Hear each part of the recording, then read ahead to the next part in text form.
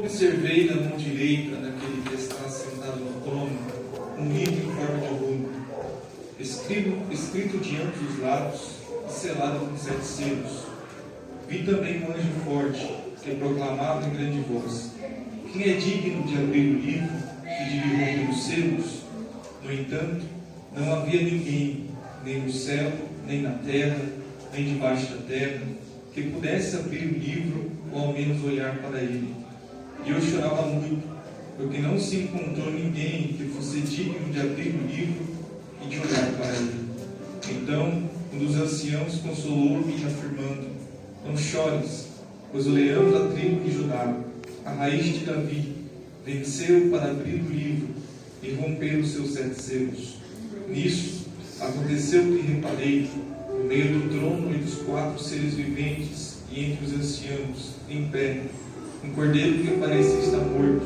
Ele tinha 7 chifres e 7 olhos, que são os 7 Espíritos de Deus enviados a toda a terra. Ele veio e pegou o livro da mão direita de quem estava sentado no trono.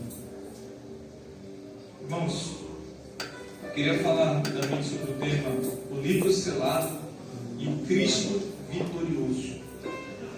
Apocalipse capítulo 1 nos mostra João exilado na ilha de Patmos, e quando ele está lá isolado, ele recebe a revelação de Jesus Cristo, e a revelação de Jesus Cristo vem a ele com instruções. João, tudo que você vai ver, você tem que escrever e enviar às 7 igrejas que estão na Ásia. Quando nós chegamos no capítulo 2 e no capítulo 3, nós encontramos essas instruções sendo recebidas pelas 7 igrejas que estão na Ásia. E estas 7 igrejas recebem a mesma estrutura, que é uma reprimenda, um elogio, uma exortação e um conselho. No capítulo de número 4 do livro de Apocalipse, João ele escuta uma voz, ele vê uma porta aberta do céu, e a voz diz para ele: João, sobe para cá. Quando João ele sobe no céu, ele vê o trono de Deus, ele vê o Todo-Poderoso assentado no trono, ele vê o mar de cristal. João também vê os 24 anciãos e os 4 animais. E quando chega no capítulo de número 5, João ele continua contando as revelações e tudo que ele estava vendo naquele momento no céu. Com essa noite vamos aqui rapidamente analisar o capítulo 5, os versículos que lemos, e tirar algumas instruções de Deus para a nossa vida. Então, em primeiro lugar, o texto diz que João ele viu um livro selado. E este livro selado ele estava na mão direita de Deus. Deus estava sentado no trono, na mão direita de Deus tinha um livro selado com 7 selos. Mão direita na Bíblia fala de domínio. Mão direita na Bíblia fala de controle. Mão direita na Bíblia fala de poder. E este livro que estava na mão direita de Deus era um livro onde estava escrito todas as coisas futuras que ainda não aconteceram. Então nós temos aqui um Deus sentado no trono e na sua mão direita um livro que contém o futuro, ou seja, o dia de amanhã de todas as coisas. Então Deus ele tem um controle sobre todo o nosso futuro. Existem momentos que nós colocamos a cabeça no travesseiro e nos perguntamos: o que será do nosso amanhã? Será que amanhã eu estarei empregado? Será que no dia de amanhã eu vou ter o que comer? Será que no dia de amanhã o Evangelho será proibido no Brasil e a igreja terá que fechar? Será que no dia de amanhã o meu pai vai ser salvo? A minha mãe vai ser salva? A minha esposa vai ser salva? Será que no dia de amanhã eu vou conseguir ganhar os meus amigos para Jesus? Nós ficamos indagando, a ansiedade toma conta da nossa vida. Só que a mensagem de Deus para a nossa vida esta noite é: não permita que a ansiedade tome conta do seu coração, porque o seu futuro está na mão direita de Deus. O seu dia de amanhã já está nas mãos direitas de Deus. E Deus ele não falha, Deus ele não erra, e Ele não está disposto a colocar o seu futuro em risco pela primeira vez. Então permita que a ansiedade saia do seu coração esta noite porque o dia de amanhã já está garantido, porque o seu futuro pertence a Deus. O livro que Deus estava segurando era um livro que continha 7 selos, mas também João disse que era um livro que era escrito por dentro e por fora. Então perceba que este livro, ele é preenchido por dentro, mas também ele é preenchido por fora. Este livro ele é escrito por dentro, mas também ele é escrito por fora. Ou seja, aquilo que tem dentro do livro também tem fora do livro. Esse livro ele não tinha lacunas. Esse livro ele não tinha páginas em branco. Este livro não tinha a sua capa sem ser preenchida. Então ele era totalmente preenchido. Ele era claro. Ele era nítido. Porque o que ele era por dentro, ele também era por fora.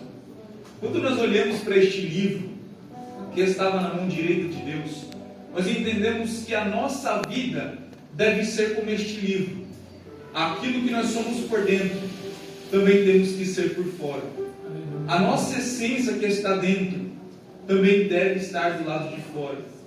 Aquilo que nós manifestamos do lado de dentro da nossa vida, também tem que estar do lado de fora. Deus ele não gosta de hipocrisias. Deus ele não gosta de uma vida de aparências. Deus ele não gosta quando a gente é uma coisa por dentro e outra coisa por fora. Uma coisa por fora e outra coisa por dentro. Existem pessoas que servem a Deus e em cada ambiente vai ser uma coisa. Fora da igreja é uma coisa. Dentro da igreja é outra coisa. Quando está com os amigos é um tipo de pessoa. Quando está sem os amigos é outro tipo de pessoa. Existem pessoas que são santas do lado de fora, mas não carregam a santidade do lado de dentro. Só que nós devemos ser como este livro, como a clareza que nós temos por dentro de nós, também temos que levar para fora de nós. A santidade que carregamos dentro de nós, também deve ser uma santidade que se manifesta para fora da nossa vida. A vida com Deus que levamos aqui nessa igreja, também temos que levar lá para fora, para que ela também se manifeste, porque a vida do cristão deve ter clareza e também deve ter transparência na presença de Deus. João olhou para aquele livro estava selado, e João ele começou a chorar muito. E por que João chorou? Porque um dos anciãos olhou para ele e disse: João, este livro ele não pode ser aberto. Por que não pode ser aberto? Porque não existe ninguém no céu, ninguém na terra e ninguém debaixo da terra que possa abrir este livro, nem ao menos olhar para ele. O que o anjo estava querendo dizer, João, no céu, os anjos, os querubins, os serafins, o arcanjo, todos os seres celestiais, nenhum deles é digno de abrir este livro. Na terra, os homens, os pastores, os soldados, os governos também não são dignos de abrir este livro. Embaixo da terra, demônios, principados, potestades, dominadores, hostes espirituais do mal, nem o diabo é digno de sequer olhar para este livro. E por que João chora? Porque não tinha ninguém para abrir este livro. E o que tinha neste livro? O conteúdo sobre o futuro. Mais especificamente, dentro deste livro estava a história do mundo, o momento em que o bem venceria o mal de uma vez por todas, e o julgamento de Satanás. Então, se o livro não fosse aberto, o mal não perderia, o bem não venceria para sempre, os ímpios não seriam julgados. É por isso que ele chora. Mas enquanto ele está chorando, me parece que Deus viu que o choro de João não combinou com o céu. Deus viu que o desespero do cristão não combinou com o céu de glória. Então Deus baixa o edito. Qual edito? Apocalipse capítulo 21, versículo 4 diz: e ele enxugará dos seus olhos toda lágrima. Não haverá mais morte, nem tristeza e nem choro. Essa foi a primeira vez que alguém chorou no céu e também foi a última. Porque é o céu que a gente está indo. É um céu onde não terá choro. É um céu onde não terá dor. É um céu onde não haverá tristeza. É um céu onde não haverá fraqueza nem desânimo. O lugar que a gente está indo é um lugar onde não tem pecado. É um lugar onde não tem doenças, não tem enfermidade. Lá não tem depressão, não tem roubo e também não tem corrupção. O lugar que esta igreja está caminhando para chegar é um lugar de gozo, é um lugar de alegria, é um lugar de paz, é um lugar onde o poder de Deus tomará nossa vida para sempre e para toda a eternidade estaremos alegres na presença de Jesus. É para lá que a gente está indo. Enquanto João está chorando, o ancião diz para ele: João, não chores, eis aqui a raiz de Davi, o leão da tribo de Judá que venceu. Ele está chorando, ele tinha motivos para chorar, só que o ancião apresenta para ele um motivo sobre o qual ele deveria parar de chorar. O homem, ele olha para a gente, ele vê o nosso desespero, vê o nosso luto, vê a nossa dor, e ele tenta nos ajudar, tenta nos fazer parar de chorar. E as coisas que às vezes ouvimos não são suficientes para que a gente possa parar de chorar. Porque no luto alguém diz: calma, mas está com Deus. Porque na prova alguém diz: calma, essa prova vai passar. Mas nada é suficiente para fazer a nossa dor cessar. Só que o ancião mostrou para João algo que era o motivo da sua alegria e o final da sua tristeza. Por quê? Porque aquilo que o ancião mostrou para João é o que o Espírito Santo está fazendo a igreja entender essa noite. O quê? O final da sua dor se chama Jesus Cristo, o leão da tribo de Judá. O final do seu desespero está aqui essa noite. Quem? A raiz de Davi que venceu. As suas lágrimas serão enxugadas nesse culto, não pelos homens, mas pelo Jesus que está aqui nessa noite. Jesus é o motivo do final da nossa dor. Jesus é o motivo do final do nosso choro. Jesus é o motivo do final do nosso desespero.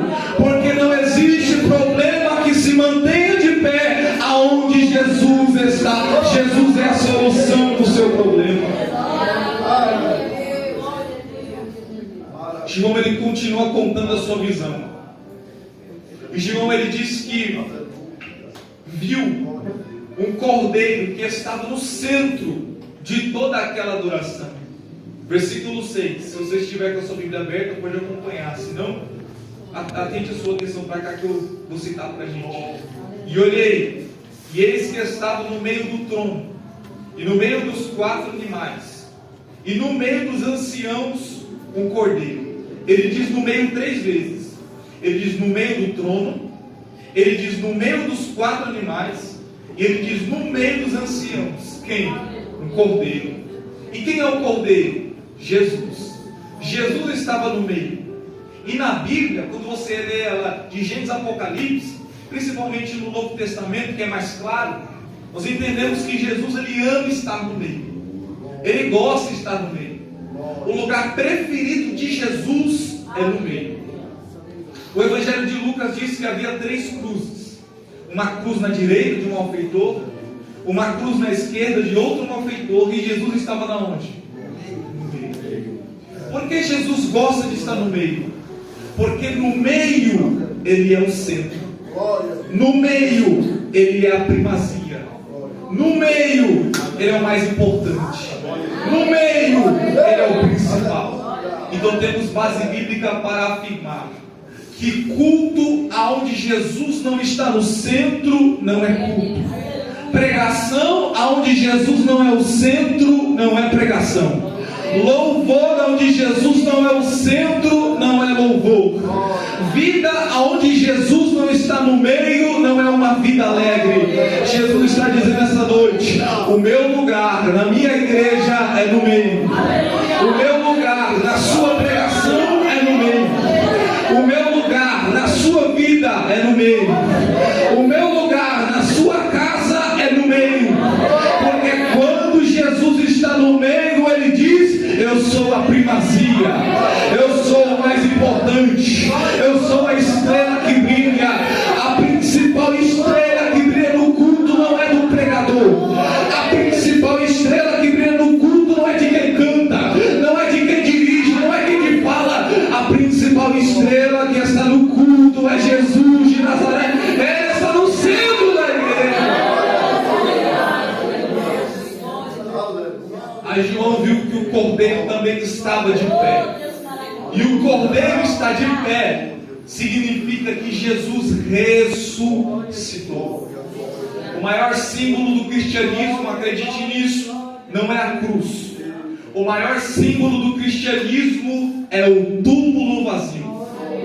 Porque Jesus ele foi para a cruz, depois ele foi para o túmulo, e depois do túmulo ele ressuscitou. Ou seja, o túmulo estava vazio. Aí eu te faço uma pergunta: se Jesus estivesse morrido na cruz e não houvesse ressuscitado, será que os nossos pecados seriam pagos? E será que a nossa fé seria uma fé firmada realmente em Jesus Cristo? Porque muitos morreram pelo Evangelho. Pedro morreu pelo Evangelho, Paulo morreu pelo Evangelho, Tiago morreu pelo Evangelho. A pergunta que fica é: qual deles ressuscitou? Os fundadores de religiões morreram pela sua causa.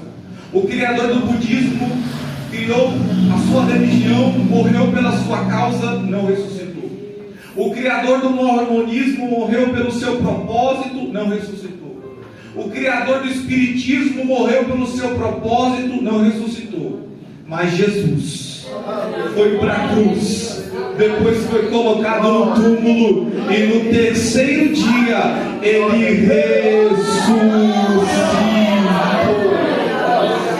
Os homens nascem, os homens crescem e os homens morrem. Jesus nasceu, Jesus cresceu, Jesus morreu, mas foi o único que pelo seu próprio poder tornou a viver. É por isso que Paulo nos diz que a nossa fé e a nossa pregação não é vã. Por quê? Porque Jesus ressuscitou. Eu me arrumei, saí da minha casa e vim para o culto, mas ao chegar aqui eu tive a total consciência: não estou adorando ao morto, estou adorando ao Jesus que ressuscitou e está vivo no meio dessa igreja.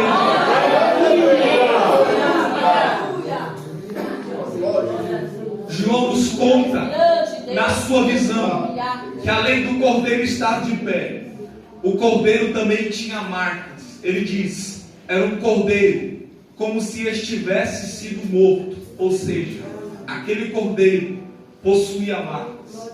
Eu acho tão lindo é que Jesus, quando ele ressuscita, ele poderia ressuscitar sem as suas chagas, sem as suas marcas.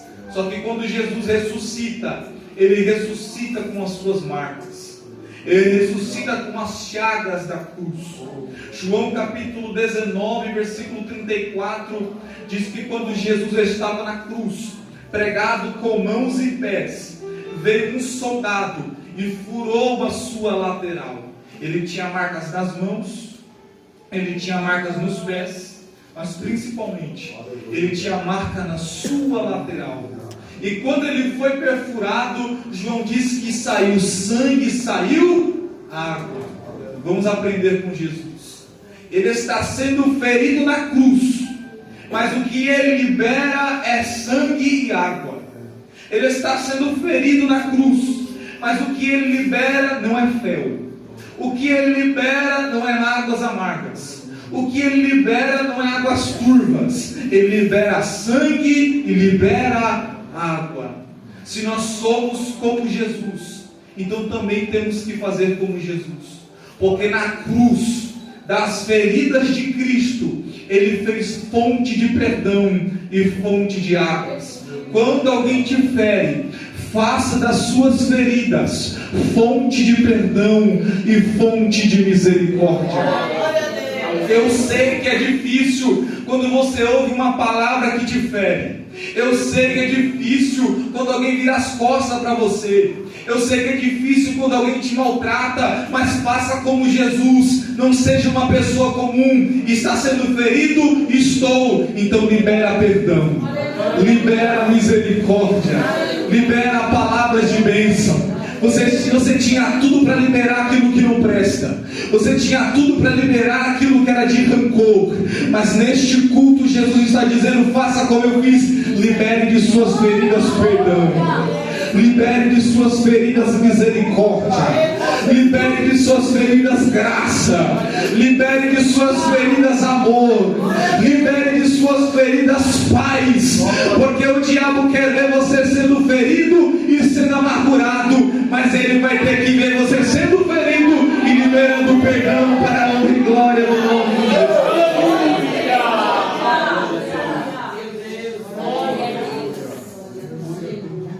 Aí João vai dizer que o cordeiro que ele viu tinha 7 olhos.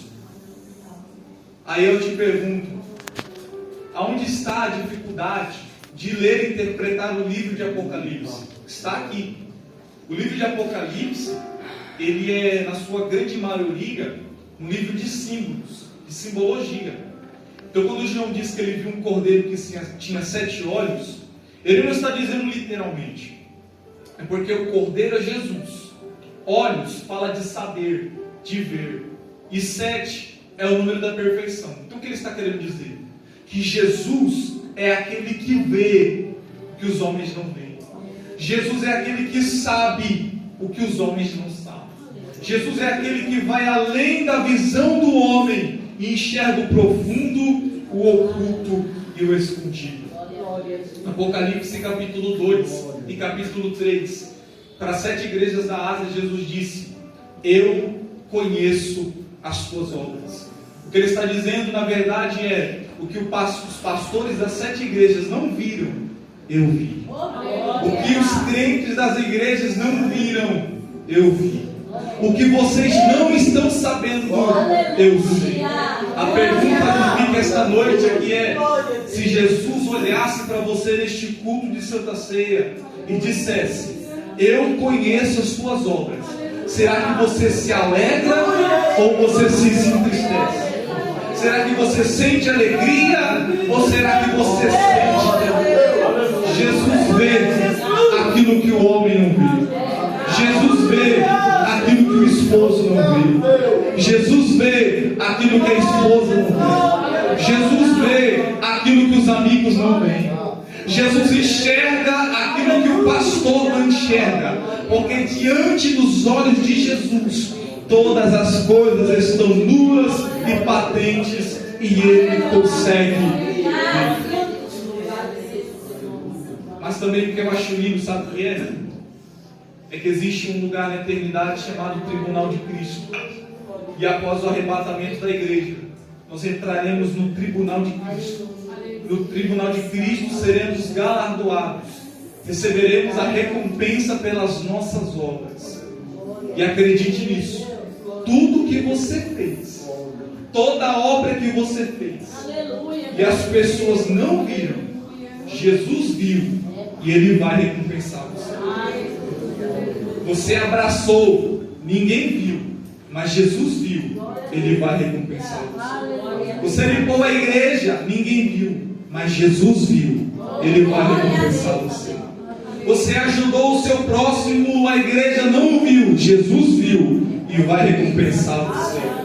Naquele grande dia, Jesus não terá amnésia, porque ele vai colocar diante de você toda a sua recompensa. Por mais que eu não tenha visto, por mais que o pastor não viu, por mais que a família não viu, Jesus vai te recompensar. Jesus vai te galardoar. Jesus vai te abençoar. Não espere a sua recompensa dos homens, espere a sua recompensa de Deus. Por mais que não te aplaudam, por mais que não te elogiem, por mais que não te reconheçam, continue fazendo, continue ajudando, continue abraçando, continue aconselhando, continue limpando, continue pregando, continue louvando, porque naquele grande dia grande será o galardão em que Jesus entregará sobre a sua vida. Deus abençoe.